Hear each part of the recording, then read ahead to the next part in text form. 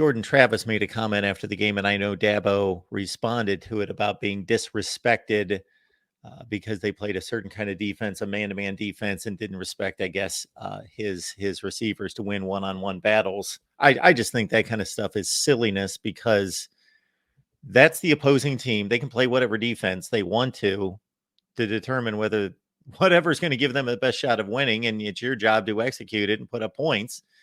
And by a lot of measurements, like you just said, they weren't even that effective doing it. So it seemed to work pretty well. And regardless of whether it worked or you scored 55 points, that's their business.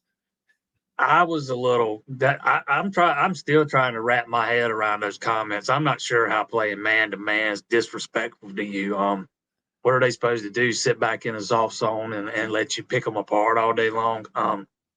I thought Nate Wiggins pretty much shut Keon Coleman down for most of the day. Might have been his best game as a Clemson, Tiger. Unfortunately, got hurt right there at the end, and it was Coleman who caught that final touchdown against Jaden Lucas after Wiggins got hurt. But I thought for the most part the defensive game plan was phenomenal. Again, outside of that last possession before the half, but it is hard to argue with those results. And I just don't know where Jordan Travis was coming from. I remember back in Charlotte when we got to talk to him, back at the ACC kickoff, and he was getting asked all these questions about Clemson, and I thought he handled himself so well because some of those questions were trying to, kind of maybe bait him into saying something, that was worthy of a headline. And he handled it so well. None of those guys gave Clemson any type of bulletin board material back in Charlotte. And, I kind of lost a little respect for him after those comments, man. They just felt kind of petty, man. And I don't know. They just rubbed me the wrong way. From a guy that, that I thought highly of coming in. And a guy who won the game, usually they're sour grapes if you don't win the game, trying to find excuses.